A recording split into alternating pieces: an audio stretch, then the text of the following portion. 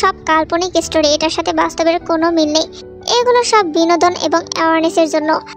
জামাই, ও জামাই, বলো না ভালোবাসি। 12 বছরের মেয়ে। তের মুখে এই ডাক শুনতেই জাঙ্কুকের মেজাজ তুঙ্গে উঠে গেল। কি একটা মেয়ের সাথে জোর করে বিয়ে দিয়েছে, ছোট একটা মেয়ে, মাথায় বুদ্ধি শুদ্ধি কিছুই নেই। জাঙ্কুক যেই উঠে চলে যাবে ঠিক তখন তে ডেকে উঠল, কি হলো জামাই, চলে যাচ্ছ কেন? আমার সাথে কথা বলবে না বুঝি? জাঙ্কুক রাগান্বিত মুখে হাসি দিয়ে বলল, তুমি থাকো, আমার যাওয়ার সময় হয়ে গিয়েছে। তে জাঙ্কুকের দিকে ড্যাব ড্যাব করে তাকিয়ে বলল, কোথায় যাবে? বিদেশ চলে যাব। তে বাচ্চা সুলভ খুশি হয়ে বলল, ও তাই বুঝি, যাও, আর মনে করে বিদেশ থেকে আসার সময় আমার জন্য এতগুলো চকলেট আনবে। জাঙ্কুক চলে যেতে যেতে পেছন ফিরে তের মুখটা একবার দেখে নিল। এরপর নিজের রুমে এসে রেডি হয়ে নিচে নামলো। বাসার সবাই তার জন্য অপেক্ষা করছিল এয়ারপোর্টে পৌঁছে দেওয়ার জন্য। জাঙ্কুক নিচে আসতেই সবাই জাঙ্কুকের চোখ মুখ দেখে বুঝে গেল জাঙ্কুক এখনো রেগে আছে। আর রেগে থাকবে বাই না কেন? জাঙ্কুকের বয়স মাত্র 20।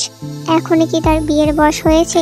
সবাই জোর করে জাঙ্কুকের চাচাতো বোন, যার বয়স কিনা 12, তার সাথে বিয়ে পড়িয়ে দিল।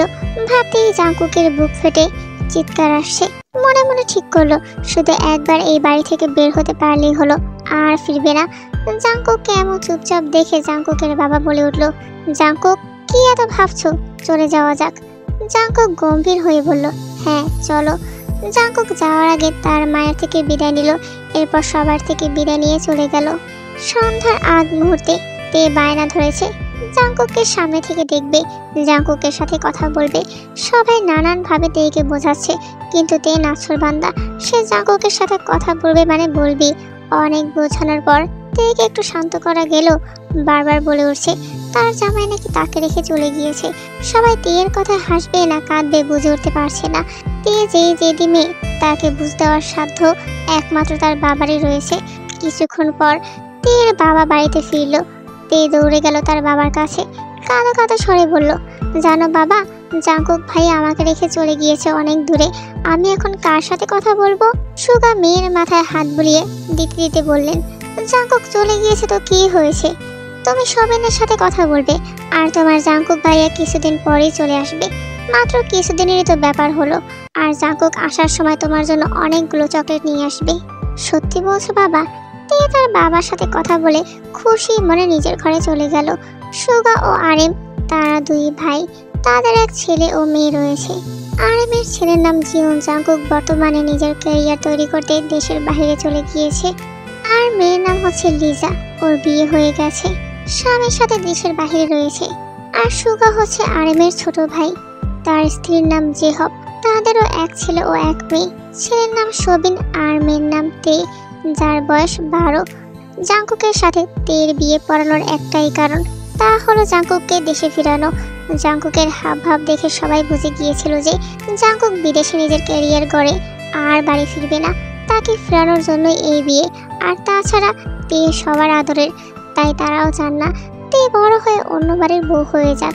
এখন দুজনেরই বয়স খুব কম, কিন্তু বড় হওয়ার সাথে সাথেই নিজেরাই সব গুছিয়ে নেবে। আস্তে আস্তে 6টা বছর কেটে গেল। তে এখন অনেকটাই বড় হয়ে গিয়েছে। তের মাঝে এখন আর ছোটবেলার বাচ্চামো স্বভাব নেই। ইন্টার সেকেন্ড ইয়ারে পড়ছে, বেশ জেদি আর রাগী।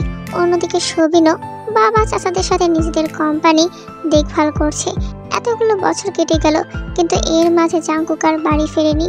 ফোনে সবার সাথে কথা হয়, কিন্তু তে এই 6 বছরে একটিবারও জাঙ্কুকের সাথে কথা বলেনি বলতে জাঙ্কুকও কোনোদিন কথা বলতে ইচ্ছা পোষণ করেনি। ঠিক তেমনই তেও কথা বলতে চায়নি।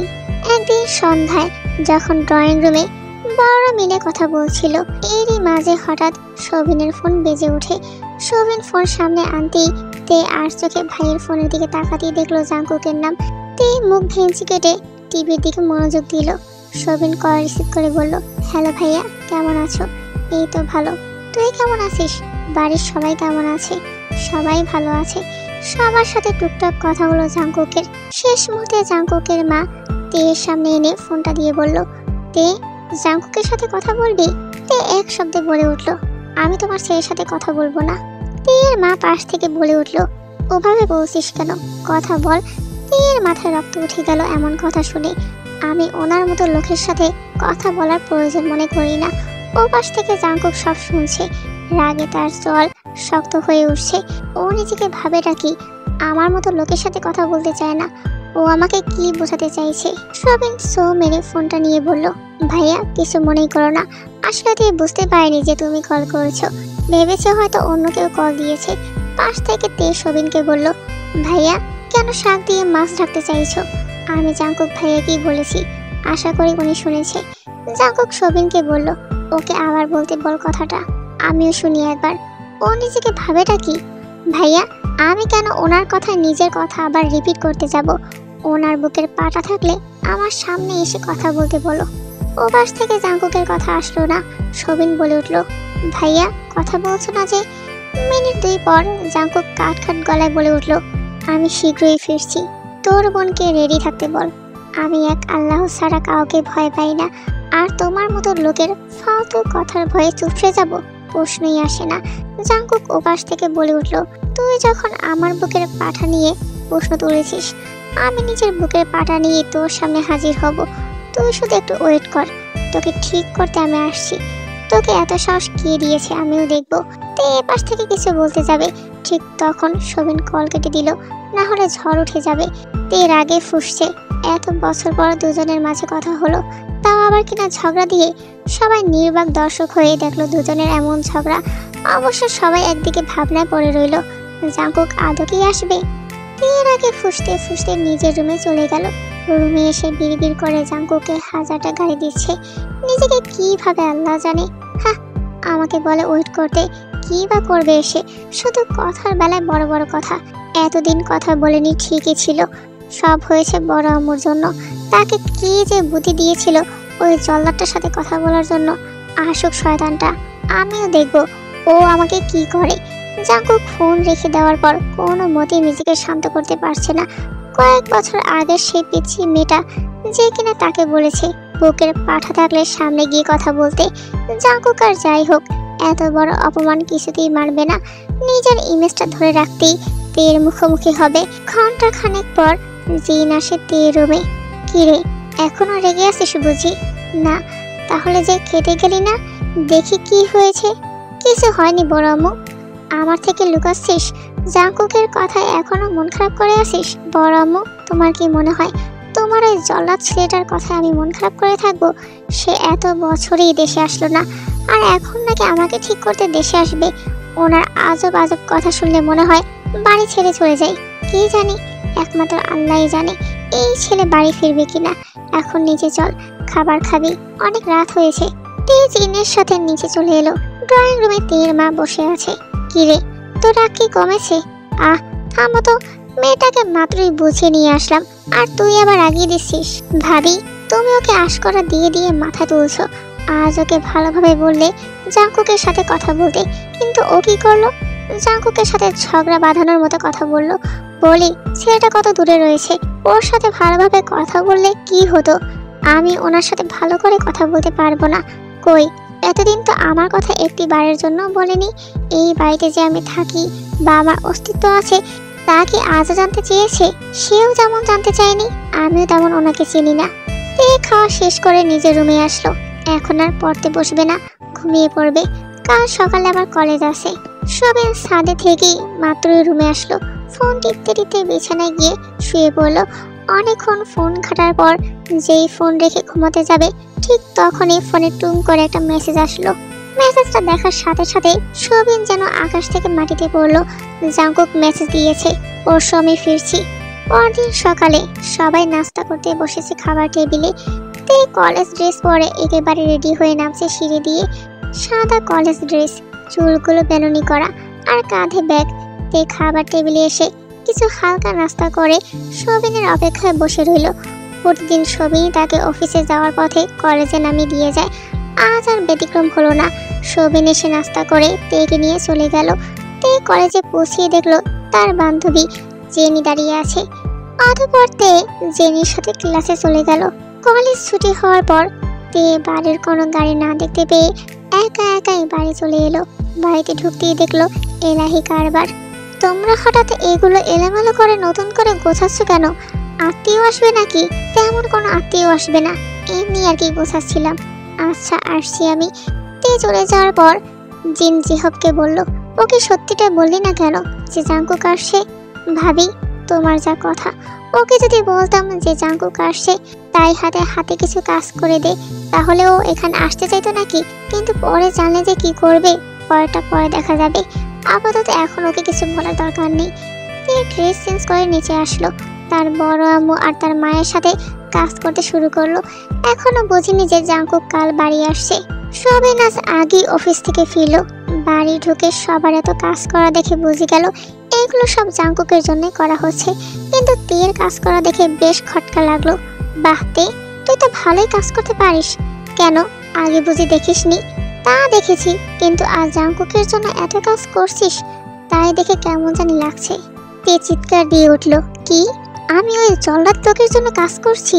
সবিন বিষম খেয়ে গেল। তের মা আসলো, সাথে জিনো। তের আগে ফুসতে ফুসতে জিহবের দিকে তাকালো। তার মা বলেছিল বাড়িতে আত্মীয় আসবে, তাই কাজ করে দিতে, আর এখন কিনা শুনছে জাঙ্কুকের জন্য এত আয়োজন। জিহব সবিনের দিকে তাকিয়ে ফিসফিস করে বললেন, জাঙ্কুকের আসার কথা তে জানে না। সবিন মনে মনে যা ভেবেছিল তাই হলো। তার বোন জাঙ্কুকের জন্য জেনে বুঝে কোনো কাজই করবে না। সবিন তেকে আরো রাগানোর জন্য বলে উঠলো, এই যা, কেন যে জাঙ্কুকের কথা বললাম? ভালোই কাজ করছিলি, কাজ কর, কাজ করা ভালো, আমি গেলাম।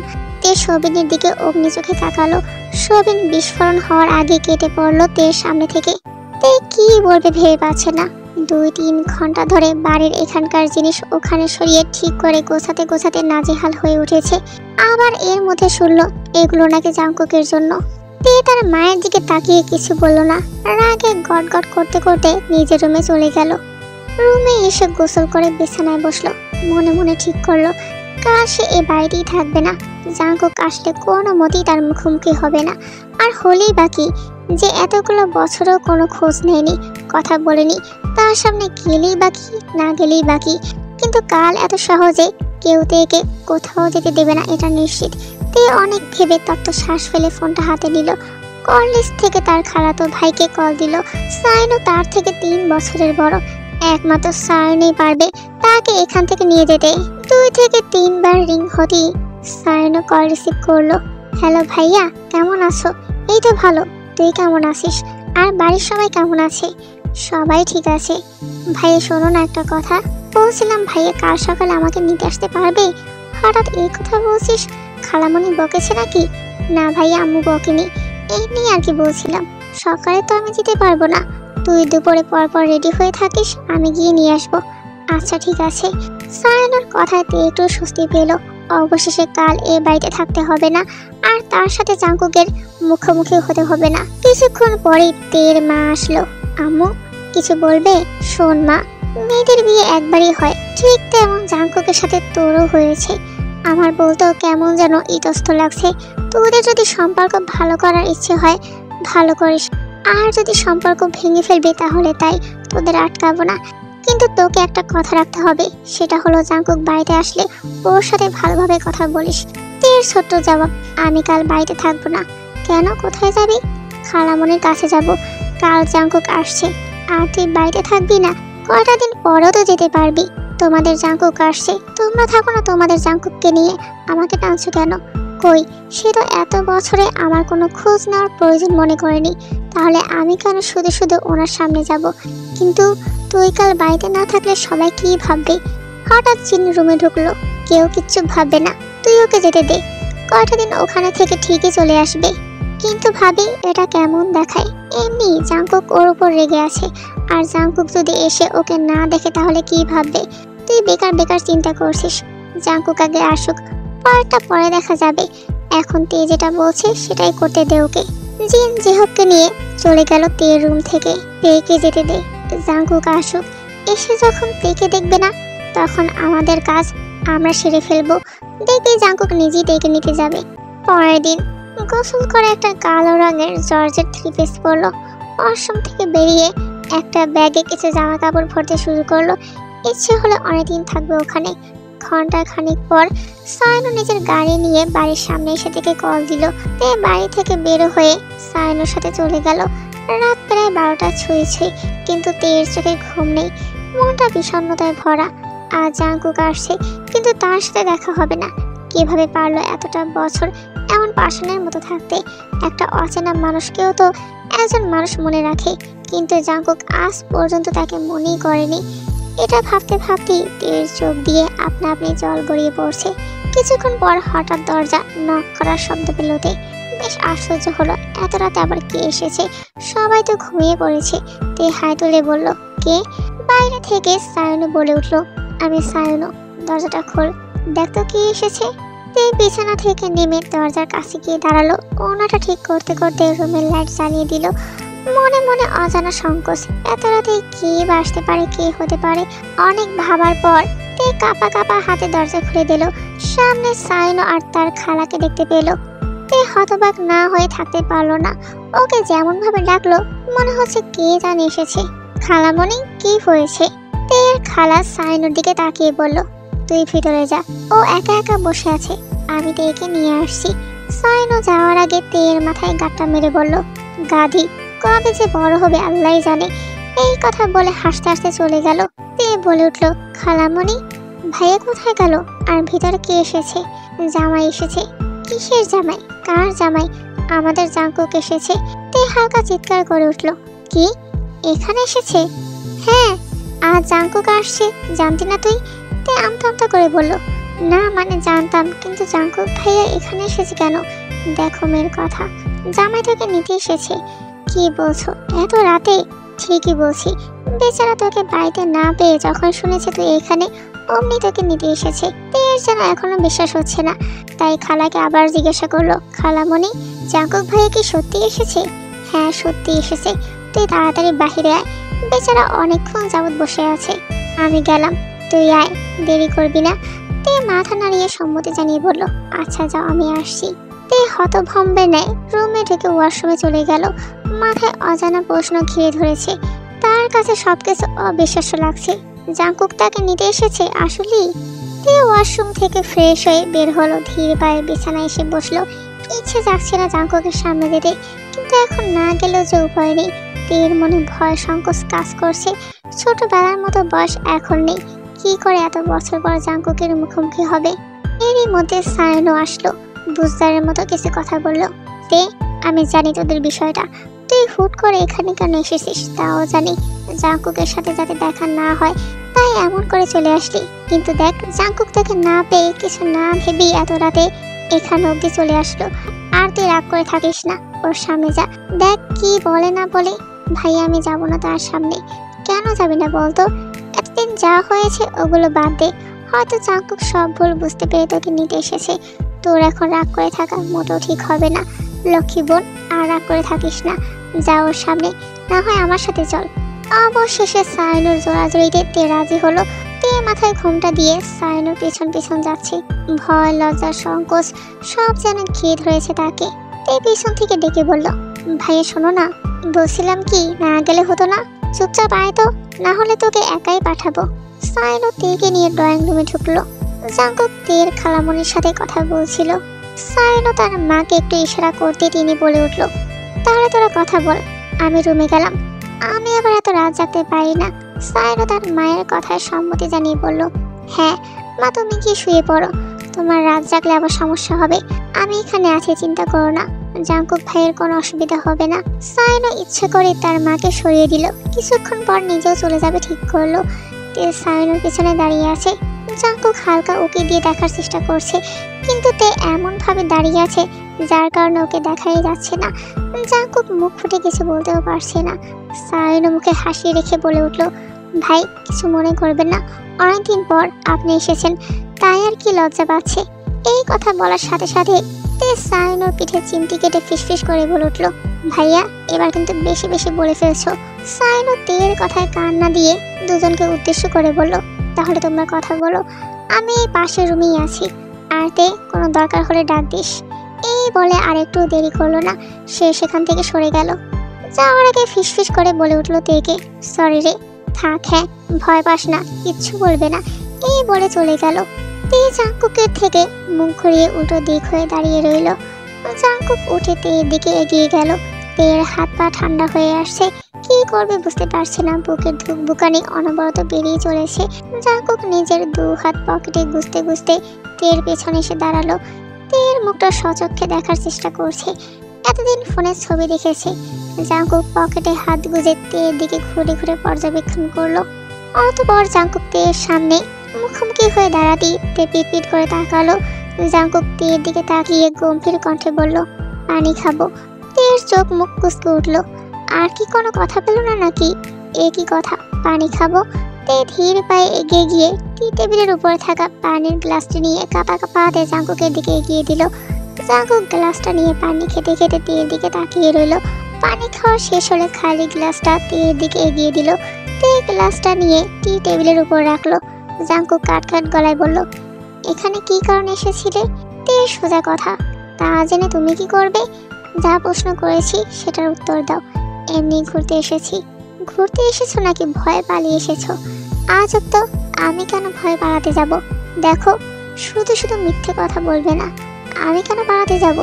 এই যে আমি আসছি দেখে আমার কি আর কোনো কাজ নেই যে তোমার ভয়ে পালিয়ে আসবো? তাহলে বলো কেন এসেছিলে? জাস্ট একটা কারণ বলো। যদি বলতে পারো তাহলে আমি এক্ষুনি চলে যাব। জাঙ্কুকের চলে যাওয়ার কথা শুনে তের বুকের ভিতরটা মোচড় দিয়ে উঠলো। মন বলছে না করতে, কিন্তু মস্তিষ্ক চাইছে জাঙ্কুক চলে যাক। তে গভীর ভাবনায় পড়ে গেল কি উত্তর দেবে। জাঙ্কুকের মুখোমুখি না হওয়ার জন্য তো এখানে এসেছে, কিন্তু এটা বলবে কি করে? জাঙ্কুক বাঁকা এসে বলল, চুপচাপ সম্মতির লক্ষণ। তাহলে কি আমি বুঝে নেব তুমি ভয়ে পালিয়ে এসেছো? চুপচাপ সবসময় সম্মতির লক্ষণ হয় না। আর কি বললেন? আমি আপনার ভয়ে বাড়ি থেকে চলে এসেছি? এটা একদম ভুল। আমি আপনার ভয়ে চলে আসিনি। আপনার মুখোমুখি যেন না হয় তাই চলে এসেছি। মুখোমুখি হবে না কেন? খুব তো বড় বড় কথা বলছিলে আমার বুকের পাটা নিয়ে। এই দেখো, আমি ঠিকই চলে এসেছি তোমার সামনে, আর এখন দাঁড়িয়ে আছি। এখন কথা বলছো না কেন? অবশ্য ভয়েই কথা বলছো না। তোমাকে এক কথা কতবার বলবো বলো তো? অবশ্য তোমার মতো লোকের মাথায় এগুলো ঢুকবেও না। কি বললে? আমার মতো লোক মানে? সব সময় তোমার মতো লোক। এই কথা বলো কেন? আমি কেমন লোক উত্তর দাও। আমি কি করে বলবো আপনি কেমন লোক? জাঙ্কুক চোয়াল শক্ত করে বলল, তাহলে বারবার বলছো কেন তোমার মতো লোক? আমার নাম আছে, পরিচয় আছে, তা না ডেকে শুধু বলো তোমার মতো লোক। এরপর যদি শুনি তাহলে দেখবে কি করি। তে মুখ ভেঙচি কেটে বলল, ও, আমার দেখা শেষ। আপনি কিছুই করতে পারবেন না, আর অযথা থ্রেট দিবেন না। এখন বলেন কেন এসেছেন এখানে? জাঙ্কুক তীর্যক ভাবে বলল, তোমাকে নিতে। বাড়ি চলো। কে যাবে? আমি তো আপনার সাথে যাব না। ভালোই ভালোই বলছি চলো, না হলে দেখবে কি করে নিয়ে যাই তোমাকে। আপনি যা ইচ্ছে তাই করেন, তবে শুনে নিন, আমি আপনার সাথে যাব না মানে যাব না। আগে এটা ঠিক করো, তুমি আমাকে তুমি করে বলবে নাকি আপনি করে বলবে? আমার মুখ, আমার ইচ্ছা, আপনার কি? আচ্ছা যাক, এটা তোমার উপরেই ছেড়ে দিলাম। তবে ভেবে বলছো তো? আমি কিন্তু তোমাকে নিয়ে ছাড়বো। হ্যাঁ, আমিও দেখি আপনি কি করে নিয়ে যান আমাকে। জাঙ্কুক মাথা চুলকিয়ে বলল, না, তোমাকে ভালোভাবে বলে তবে শুনবে না, অন্য পথ বের করতে হবে। জাঙ্কুক আর এক সেকেন্ডও দেরি করলো না, হাত তুলে সায়নকে ডেকে উঠল। ভাই, কি হয়েছে? আমি ওকে নিতে এসেছি। কই বাড়িতে যাবে তা না করে উল্টো বলছে এখানে থেকে যেতে, সকালে নাকি চলে যাবে। তে এই কথা শুনতেই চোখ বড় বড় করে তাকালো জাঙ্কুকের দিকে। সায়নের সামনে জাঙ্কুক এমন কথা বলবে তে তা আশা করেনি। লজ্জায় মাথা নামিয়ে ফেললো। মাথা নিচু করেই জাঙ্কুকের দিকে রাগে চোখে তাকালো। তে মনে মনে বলে উঠল, ছি ছি, কি লজ্জার কথা বলে। এই লোকের কি লজ্জা শরম নেই? আমি কখন বললাম ওনাকে থাকতে? সায়নো ভাইয়া কি মনে করবে?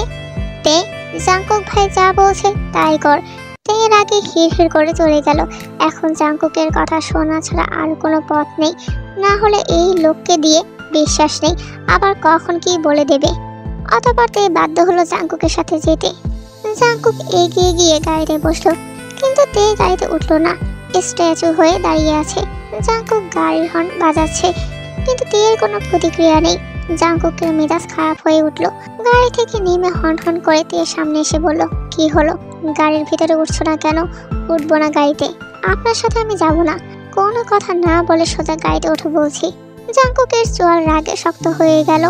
দেখো, আমি চাইছি না তোমার উপরে মেজাজ খারাপ করতে, অনেক রাত হয়েছে, বাড়িতে সবাই অপেক্ষা করছে। এই কথা শুনে তে গাড়ির ব্যাক সিটে উঠতে নিলে জাঙ্কুক ধমক দিয়ে বলল, ওখানে উঠছো কেন? সামনে গিয়ে বসো। তে সামনের সিটে বসে ঠাস করে দরজা লাগিয়ে দিল। তে জানালার দিকে মুখ করে বসে আছে আর একটু পর পর বিড়বিড় করে কে যেন বলছে। জাঙ্কুক মাঝে মাঝে আর চোখে তাকিয়ে দেখছে, যা তের খেয়ালই নেই। কিছুক্ষণ বাদে জাঙ্কুক হুট করেই বলে উঠলো, বিড়বিড় করে কি বলছো? জোরে বলো, আমিও শুনি। তে এতক্ষণ যাবৎ নিজের রাগকে কোনো রকম সামনে রেখেছিল। এখন জাঙ্কুকের ঘি ডালা কথায় তের নিজের রাগ ঢালার উপর একটা মোক্ষম সুযোগ পেল। গড়গড় করে বলে উঠল, এতই যদি শুনতে চাচ্ছেন তাহলে শুনুন। এতগুলো বছর করেছিলেন, একটাবার খোঁজ নিয়েছেন আমার, আর আজ দেশে ফিরে একেবারে প্রেমে পুরুষ হয়ে আমাকে আনতে গেলেন কেন? আমি বলেছিলাম না আমি আসবো না, আর ওখানে গিয়ে মিথ্যে কথা না বললেই হতো। জাঙ্কুক তের বলা কথাগুলো সুন্দর করে মন দিয়ে শুনছে, কোনো উত্তর দিচ্ছে না। তে কোনো উত্তর না পেয়ে বলে উঠল, এখন তো কোনো কথাই বলবে না, মুখে তালা মেরে থাকবে। আসলে কে যে বলেছিল আমি এখানে শুধু আজ বাড়ি ফিরিনি, তুল কালাম বাঁধিয়ে দেব। আর আপনাকে বা কি বলবো, আপনার মতো লোকে কিছু বলার নেই। জাঙ্কুক তের মুখে আবারও আপনার মতো লোক কথাটি শুনতেই রেগে গিয়ে গাড়ি ব্রেক কষলো। হঠাৎ ব্রেক করায় তে সামনের ডিস্কে গিয়ে হালকা ব্যথা পেল। মাথা তুলে জাঙ্কুকের দিকে তাকিয়ে বলল, গাড়ি থামালেন কেন? নামো গাড়ি থেকে। নামবো মানে? বাড়িতে যেতে তো এখনো অনেক রাস্তা বাকি, নামতে বলছেন কেন? জাঙ্কুক কাট কাট গলায় বলল, আমি তোমার মতো মানুষকে আমার সাথে নিয়ে যাব না। তে থতমত খেয়ে গেল জাঙ্কুকের এমন কথায়। জাঙ্কুক ধমকে উঠে তেকে গাড়ি থেকে নামতে বলল। তে একবার রাস্তার দিকে তাকালো, শুনশান রাস্তা, কোথাও কেউ নেই। আর এত রাতে রাস্তায় কেউ থাকারও কথা না। তে ফোনের দিকে তাকালো, এখন বাজে প্রায় 2টা, আর এখন কিনা এমন অঘটন ঘটতে হলো। কি হলো, নামছো না কেন? জাঙ্কুক তের দিকে রাগে চোখে তাকিয়ে বলল, আপনার কি একটু মানবতা নেই? এমন একটা সময় এই জায়গায় আমাকে একা নামিয়ে দিবেন? না, আমার মানবতা নেই, নামো গাড়ি থেকে। আমি কিন্তু চিৎকার করব। করো। আর চিৎকার করে কি বলবে?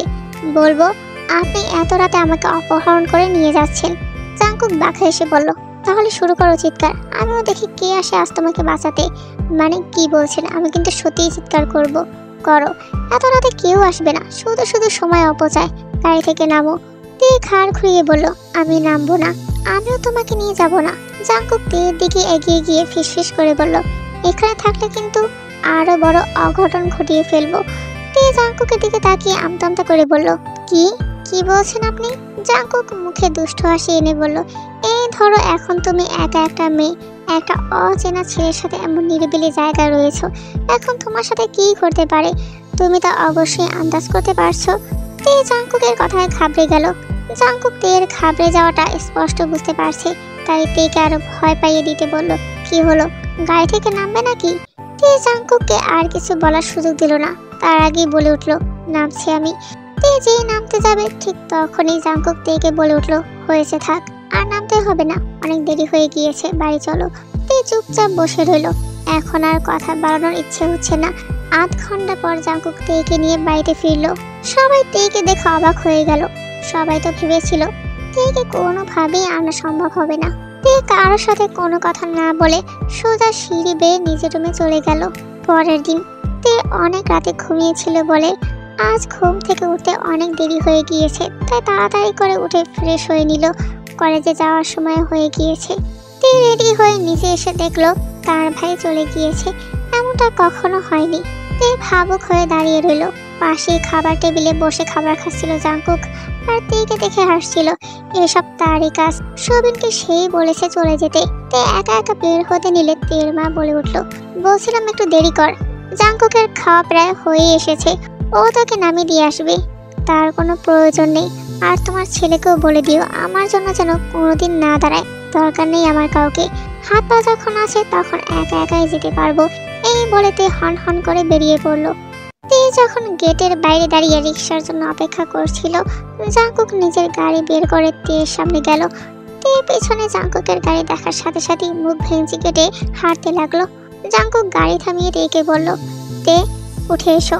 তে কিছু একটা ভেবে দাঁড়ালো এবং জাঙ্কুকের গাড়িতে উঠে বসলো। তের তেরামো ছাড়া কাজ দেখে জাঙ্কুক একটু অবাক হলো। সব সময় তো তেরামি করে, আর এখন এত ভালো হয়ে গাড়িতে উঠে বসলো, কিছু তো ব্যাপার আছেই। এই মনে মনে আওড়াতে আওড়াতে জাঙ্কুক ড্রাইভ করতে লাগলো, আর একটু পর পর তের দিকে তাকাচ্ছে। তে ফোন বের করে কারোর সাথে মেসেজ করছে। জাংকুকের দিকে কোনো খেয়াল নেই তার। তে ইচ্ছে করে এখন কোনো ঝামেলা করলো না, এতে করে তার রিক্সা পাওয়াও হবে না, আর কলেজে ঠিক টাইমে যেতেও পারবে না। এটা ভেবেই জাংকুকের গাড়িতে উঠে বসেছে। কলেজের গেটের সামনে আসতেই তে জাংকুককে বলল এখানে নামিয়ে দিতে। সামনে তার বান্ধবী দাঁড়িয়ে আছে। অতঃপর তে তার বান্ধবীর সাথে কলেজের গেটে প্রবেশ করলো। কলেজ ছুটির পর তে গেটের সামনে এসে দাঁড়ালো। সাথে জেনিও রয়েছে। জেনি তেকে বোঝাচ্ছে, দেখ আগে যা হয়েছে তা নিয়ে মন খারাপ করিস না। হয়তো জাংকুক ভাইয়া এত দূরে থেকে তোকে বুঝতে পারেনি, এখন এখানে এসে হয়তো সব ঠিক করার চেষ্টা করছে। তে ধ্যানে পড়ে গেল। সত্যি এই কথা তো আগে সে ভাবেনি। হাঁটার মাঝে জেনি তের হাত ধরে বলল, অনেক গাড়ি আসছে, স্যার দিয়ে হাঁট। তে শুনেও যেন শুনলো না। জেনির ফোন বেজে ওঠায় ফোন রিসিভ করে রাস্তার এক পাশে দাঁড়িয়ে কথা বলছে। তে বেখেয়ালি হয়ে কি যেন বলতে বলতে হাসছে। জেনি তেকে পিছন থেকে ডাকছে, কিন্তু তের কান অব্দি পৌঁছাচ্ছে না। হঠাৎ করে জেনির চোখের সামনে একটা গাড়ি এসে তেকে খুব জোরে ধাক্কা দিল। তে ছিটকে গিয়ে পড়লো রাস্তার পাশে। আশপাশ থেকে লোক জড়ো হলো। জেনি সেদিকে কোনো খেয়াল না করে নিজের ব্যাগ থেকে পানির বোতল বের করে তের চোখে মুখে ছিটিয়ে দিল। তের মাথা দিয়ে রক্ত পড়ছে, সাদা ড্রেসটা লাল রক্তে ভিজে উঠেছে। এদিকে জাংকুক এই রাস্তা দিয়ে তেকে নিতে যাচ্ছিল। হঠাৎ রাস্তার লোকের ভিড় দেখে গাড়িটা থামালো। সে গাড়ি থেকে বেরিয়ে ভিড় হওয়া লোকদের পেছন থেকে কি হয়েছে সেটা দেখার চেষ্টা করছে। হঠাৎই চোখে পড়লো তে রক্তাক্ত অবস্থায় জেনির কোলে। জাংকুকের বুকের ভেতরটা কেঁপে উঠল। জাংকুক লোকেদের ভিড় ঠেলে তের কাছে গিয়ে হুমড়ি খেয়ে বসলো। তের দু গালে হাত দিয়ে হালকা চাপড়াতে চাপড়াতে বলল, তে এই তে চোখ খোলো, দেখো আমি এসেছি। তে একটাবার চোখ খোলো। জেনি অস্থির গলায় জাংকুককে বলবো, ভাইয়া ওকে তাড়াতাড়ি হসপিটালে নিয়ে চলুন না, অনেক দেরি হয়ে গিয়েছে, ওর অবস্থা খারাপ হয়ে উঠছে। দেখুন না কেউ এগিয়ে আসছে না। জাংকুক তৎক্ষণাৎ তেকে করে তুলে নিল। লোকজন শুধু তাকিয়ে তাকিয়ে দেখছে। এরই মধ্যে জাংকুক শোভিনকে কল করেও জানিয়ে দেয় তের কথা। সাথে সাথে ফোন কেটে গাড়ির স্পিড বাড়িয়ে দিল।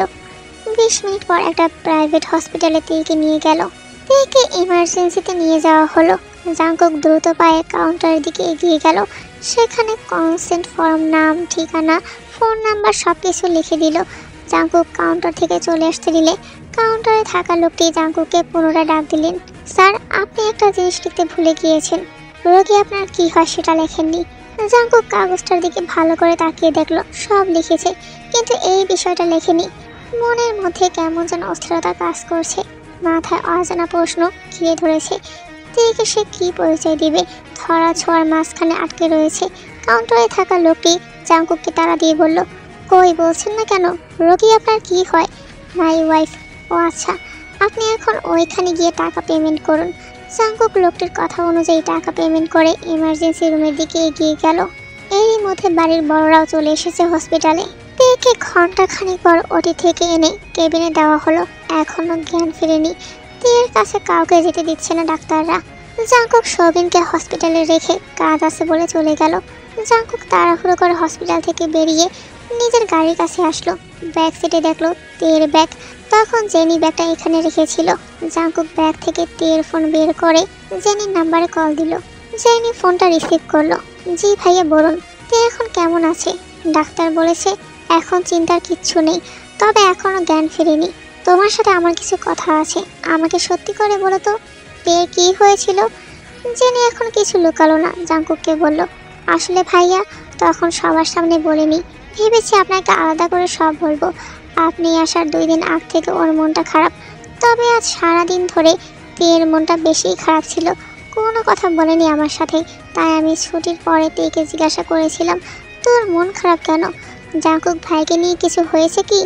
তারপর ও বলল যে আপনি এতদিন পর কিসের জন্য ফিরেছেন, আর ফিরে ওকে কেনই বা ওর খালার বাসা থেকে আনতে গিয়েছেন, আবার কলেজে দিয়ে গেলেন। এরকম নানান কথা বলতে বলতে আপনার অপেক্ষা করছিল, কিন্তু আপনি না আসায় ও আমাকে নিয়ে সামনের দিকে হাঁটা দিল। এই বলে জেনি থামলো, আবার বলল, ভাই কিছু মনে করবেন না, কিছু কথা বলি। তে আপনাকে অনেক ভালোবাসে। আপনি যখন বিদেশ চলে গিয়েছিলেন ও তখন হয়তো কিছুই বুঝতো না, বিয়ে কি জিনিস সেটাই বুঝতো না। তবে সময়ের সাথে সাথে ও আপনার অপেক্ষায় দিন গুনেছে, আপনার জন্য বেঁচেছে, আপনাকে চেয়েছে, আপনাকে ভালোবেসেছে। কখনো কারো কাছে বলেনি, প্রকাশও করেনি। তবে ও ভেবেছিল আপনি ফিরে আসার পর হয়তো ওকে আপনি ভালোবাসবেন। পুরনো সম্পর্কটা নতুন করার চেষ্টা করবেন। ও আরো বলল, আপনার জন্য অপেক্ষা করার দিনগুলো ওর কাছে বিষের মতো ছিল। কোনোদিন নাকি ওর খোঁজ নেননি, কথা বলেননি। এইগুলো ভাবতে ভাবতে নিজের মতো একা যখন হাসছিল, তখন একটা গাড়ি এসে ধাক্কা দিয়েছে। গাড়ির ড্রাইভারের দোষ নেই। ভেবেছিল তে সরে যাবে, কিন্তু না, তে সরেনি। আমি পেছন থেকে অনেক ডেকেছি সরে যাওয়ার জন্য, কিন্তু তে নিজ ইচ্ছায় দাঁড়িয়েছিল। জাংকুকের চোখ দিয়ে অজান্তে পানি গড়িয়ে পড়ছে। তে নিজ ইচ্ছায় এমন করেছে। জাংকুক আর কথা বলতে পারছে না, বুক ফেটে চিৎকার আসছে। জাংকুক ফোন কেটে দিয়ে কোনো মতে নিজেকে শান্ত করে চলে গেল হসপিটালের ভিতরে। তের কেবিনের দিকে যেতেই দেখলো সবিন দৌড়ে আসে তার দিকে। সবিনকে দেখে জাংকুক থমকে দাঁড়ালো, পা এগোচ্ছে না। ভাই, তাড়াতাড়ি ভিতরে চলো। তের জ্ঞান ফিরেছে। এই কথা শুনতেই জাংকুক অস্থির পায়ে গেল তের কেবিনের দিকে। তবে ডাক্তার নিষেধ করেছে সবাইকে একসাথে কেবিনে ঢুকতে। জাংকুক কেবিনের ভিতরে গিয়ে তেকে দেখে কি বলবে তা তার জানা নেই, তবে এটুকু বুঝেছে তেকে এক নজর দেখতে মনের মধ্যে অজস্র ইচ্ছেরা হানা দিচ্ছে। জাংকুক তের বেডের পাশে এসে দাঁড়ালো। তে চোখ বন্ধ করে আছে, কপালের এক পাশে আঘাত পেয়েছে, অনেকটাই ব্যান্ডেজ করা। জাংকুক আস্তে করে ডেকে উঠল, তে। তে নিভু নিভু চোখে জাংকুকের দিকে তাকালো। পাশ থেকে এক নার্স বলে উঠল, দেখুন, আগেই বলে দিচ্ছি, পেশেন্টকে উত্তেজিতমূলক কোনো কথা বলবেন না, মাথায় যেন কোনো চাপ না পড়ে। 2-1 দিন যাক, এর আগে নয়। নার্স এই কথা বলে চলে গেল। জাংকুক বেডের কাছাকাছি একটা চেয়ার টেনে বসলো। তে ঘাড় ঘুরিয়ে জাংকুকের দিকে একবার তাকালো, আবার মুখ ফিরিয়ে উপরের দিকে তাকিয়ে রইল। পুরো রুম জুড়ে নীরবতা। জাংকুক তের দিকে তাকিয়ে রইল। জাংকুকের এমন তাকিয়ে থাকা দেখে তে চোখ পিট করে ফের তাকালো জাংকুকের দিকে। জাংকুকের চোখ মুখ কেমন যেন লাগছে। আগের মতো এই চেহারায় কোনো রাগ নেই, নেই কোনো মস্করা। জাংকুক যেই কিছু বলতে যাবে তেকে, ঠিক তখনই রুমের দরজা ঠেলে তের বাবা ঢুকলো। মেয়ের এই অবস্থা দেখে তার চোখ দিয়ে টুপটুপ করে পানি পড়ছে। সুগা তের চোখের পানি মুছে দিয়ে বলল, তে, তুমি চিন্তা করো না, একদম ঠিক হয়ে উঠবে, তোমার কিচ্ছু হবে না। তোমার এই বাবা তোমার সাথে আছে, মনকে শক্ত রাখতে হবে তোমার। রাত 11টা। জাংকুক হসপিটাল থেকে বাড়িতে ফিরল। হসপিটালে তের কাছে এখন সবিন আর তার মা রয়েছে, আর সবাই ফিরে এসেছে। জাংকুক শাওয়ার নিয়ে ড্রয়িং রুমে আসলো। শরীরটা বেশ ক্লান্ত লাগছে। জাংকুক বিছানায় গিয়ে বসলো। এমন সময় ফোন বেজে উঠলো সোফায়। জাংকুক বেশ আশ্চর্য হলো, এটা তো তার ফোন না, তাহলে কার ফোন বাজছে? ভাবতে ভাবতে জাংকুক বিছানা থেকে উঠে গিয়ে সোফার দিকে গেল। ফোনের দিকে তাকাতেই মনে পড়লো এটা তের ফোন। জাংকুক তৎক্ষণাৎ ফোনটা হাতে নিল। সবিন কল দিয়েছে। জাংকুক তের ফোন থেকে সবিনের নাম্বারে কল দিল। কিছুক্ষণ কথা বলার পর জাংকুক কল কেটে দিল। জাংকুক তের ফোনটা দেখতে দেখতে বিছানায় গিয়ে বসলো। কিছু একটা মনে করে সে ফোনের গ্যালারিতে ঢুকলো।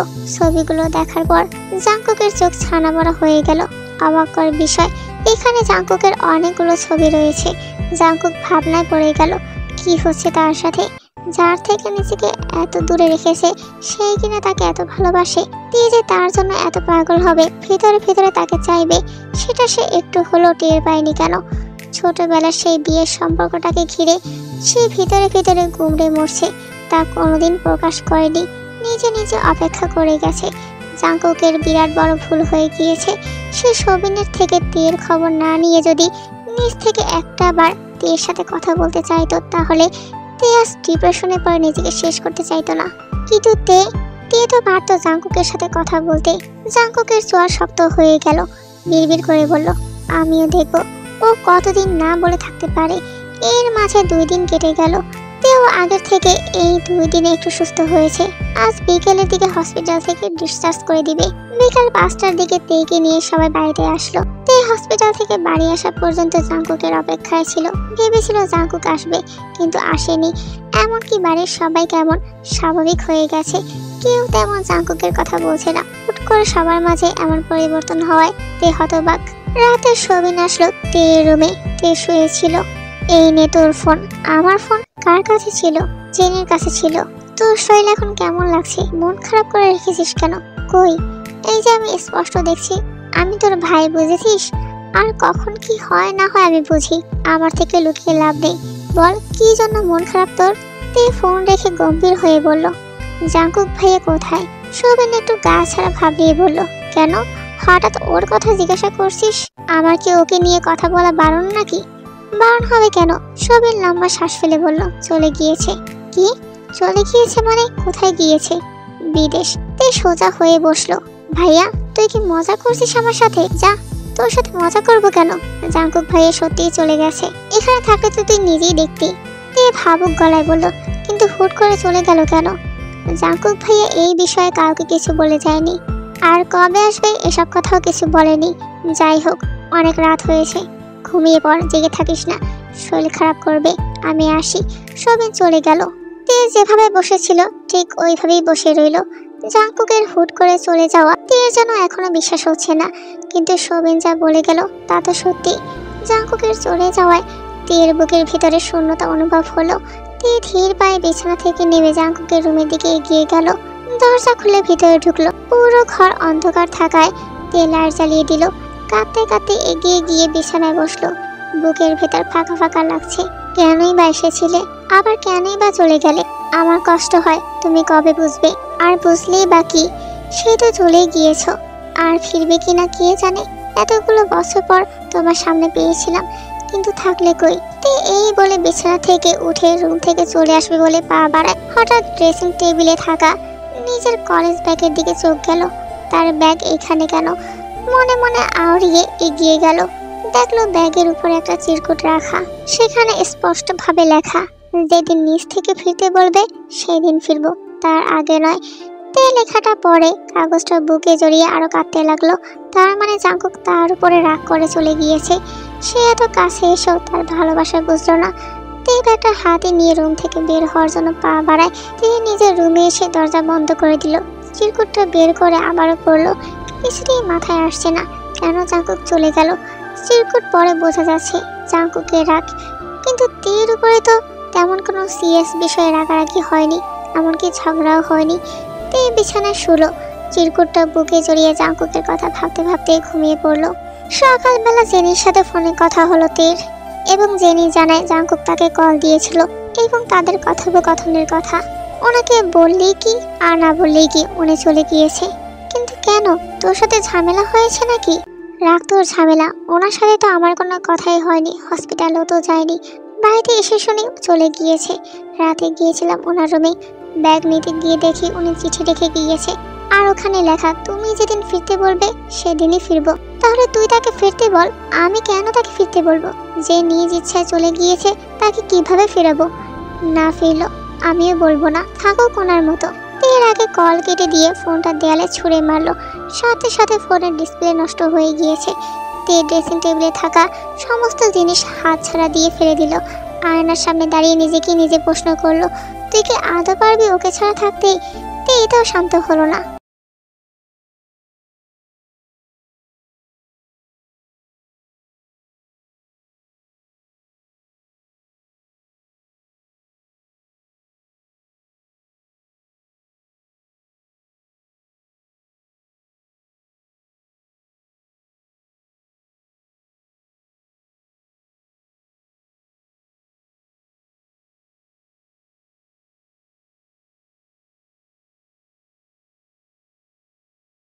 ফ্লোর থেকে কাচের পারফিউমের বোতল তুলে আয়না ছুঁড়ে মারলো। নিমেষে আয়না ভেঙে টুকরো টুকরো হয়ে গেল। তে একটা কাচের টুকরো হাতে তুলে নিল। হঠাৎ এমন বিকট কাঁচ ভাঙার শব্দে পাশের ঘর থেকে সবিন ছুটে এলো। তে যেই নিজের হাতে কাচের টুকরো দিয়ে আঘাত করতে যাবে, ঠিক তখনই সবিন এসে তের হাত ধরে বলল, তুই কি পাগল হয়ে গিয়েছিস? কি করতে যাচ্ছিলি? তে সবিনের কথায় যেন ঘর থেকে বেরোলো। কিরে, কথা বলছিস না কেন? তোর কি মাথা ঠিক আছে? কি করতে যাচ্ছিলি দেখেছিস? তে জ্ঞান হারিয়ে পড়ে যেতে নিলে সবিন তেকে ধরে নিল। সবিন উচ্চ কণ্ঠে সবাইকে ডাক দিল। বিকাল 5টার দিকে তের বাবা তেকে এক সাইকোলজিস্টের কাছে নিয়ে গেলেন। ডাক্তারের চেম্বারে তেকে নিয়ে যাওয়া হলো। সেখানে ডক্টরের সাথে সকলের কথা হলো।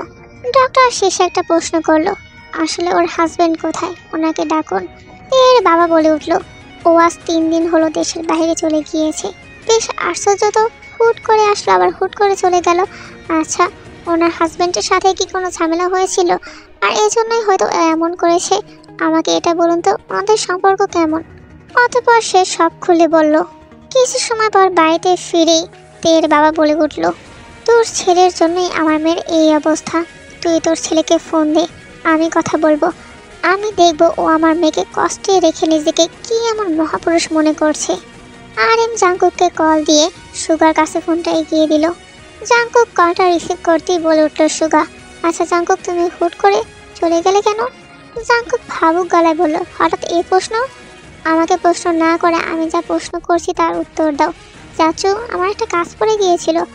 আমাকে 9-6 বুঝিও না। আমার মেয়ের ভালোবাসা নিয়ে মজা করছো? ফাঁসলামো পেয়েছো নাকি? তুমি কি কাজে গিয়েছো তা আমার জানা আছে। তোমাকে 2 দিন সময় দিলাম, এর মধ্যে বাড়ি ফিরে এসো। তুমি কি করে দেশে আসবে তা আমি জানি না, কিন্তু চাচু কি হয়েছে বলবে তো? তোমার কাছে কৈফিয়ত দিতে পারবো না। শুধু জেনে রাখো, তুমি না ফিরলে কিন্তু আমার মেয়েকে আর পাবে না। আমার মেয়ে তোমার জন্য আজ অসুস্থ হয়ে পড়ে আছে, আর আমার মেয়েকে যদি তুমি ছাড়াই ভালো করতে হয় তাহলে আর আমার মেয়েকে তোমার জন্য বসিয়ে রাখবো না। খুব দ্রুত অন্য জায়গায় বিয়ে দিয়ে দেবো। সুগা কলটা কেটে মোবাইলটা আরিমের হাতে ধরিয়ে দিল। এদিকে জাঙ্কুকের মাথায় কিছুই ঢুকছে না। তে অসুস্থ মানে? হসপিটাল থেকে তো তেকে ডিসচার্জ করেছে অনেক আগেই। এর মাঝে একটু সুস্থ হওয়ার কথা, কিন্তু এখন বলছে অসুস্থ। যদি সে না যায় তাহলে নাকি তেকে বিয়ে দিবে, মানে কি?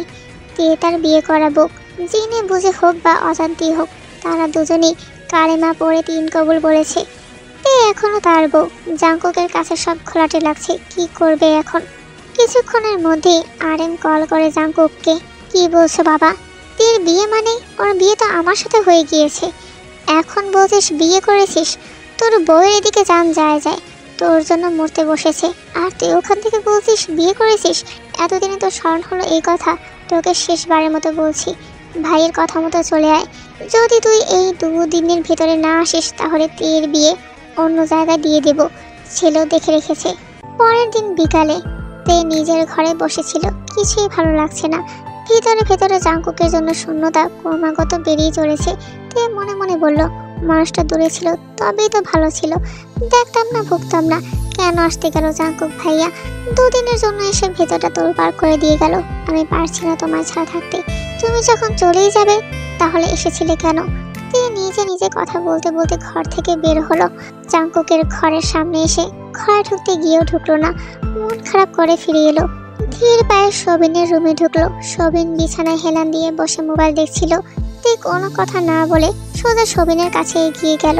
কি রে, কি হয়েছে? তোকে এমন লাগছে কেন? মাথায় হাত বুলিয়ে দিয়ে সবিন জিজ্ঞাসা করলো। ভাইয়া জানিস, আমার কিচ্ছু ভালো লাগছে না। কি করব আমি? আমার কেমন ফাঁকা ফাঁকা লাগছে। দেখ না জাঙ্কুক ভাইয়া কি করলো। আমি যে ভালোবেসেছি সেটা বলার সুযোগই পেলাম না, তার আগেই চলে গেল। বিশ্বাস কর ভাইয়া, উনি ফিরলে আর ঝগড়া করব না। আমি পালিয়ে খালামনির বাসায়ও যাব না, কিন্তু উনি আর ফিরে আসবে না। আমি জানি উনি আর ফিরবে না, কখনো ফিরবে না। উনি একেবারে চলে গিয়েছে। দেখি আমার দিকে তাকা, তুই কার জন্য কাঁদছিস? ওই জাঙ্কুকের জন্য। আমরা তোকে ভালোবাসি না বল, আর তুই জাঙ্কুকের জন্য নিজের এই অবস্থা করছিস।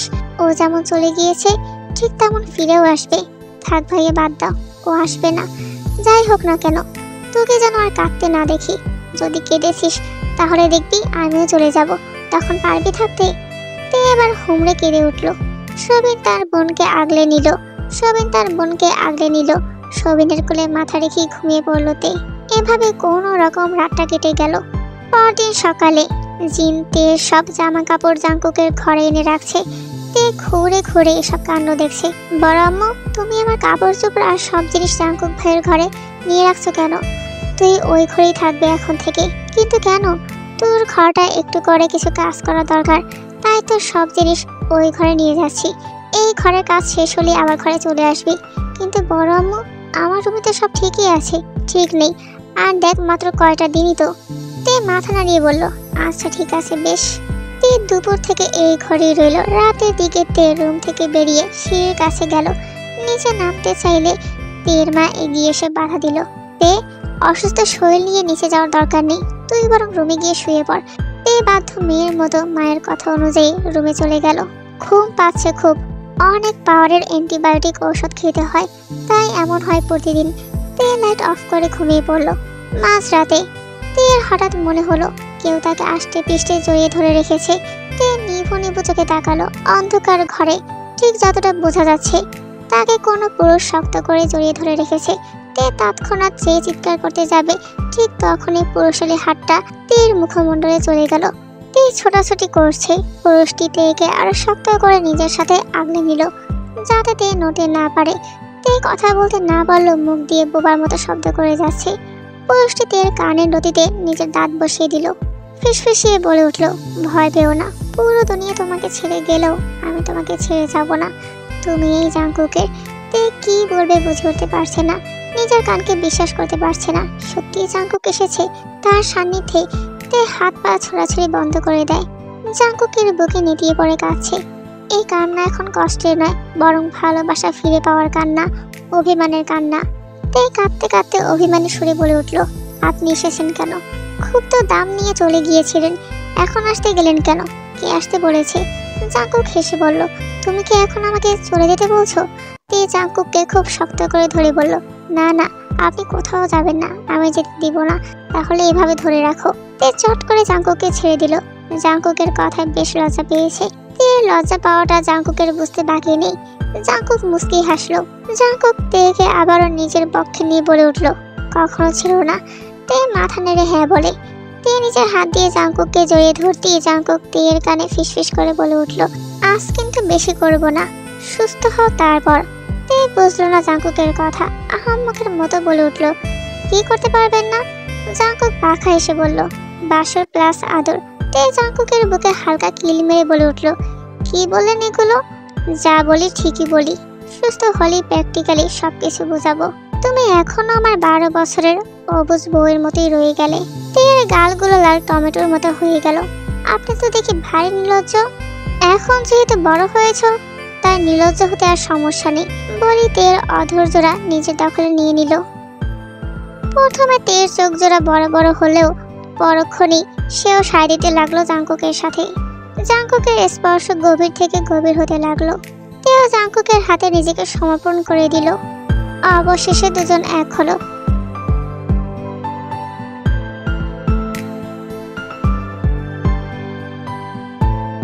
আর এই গল্পের সমাপ্তি এখানেই।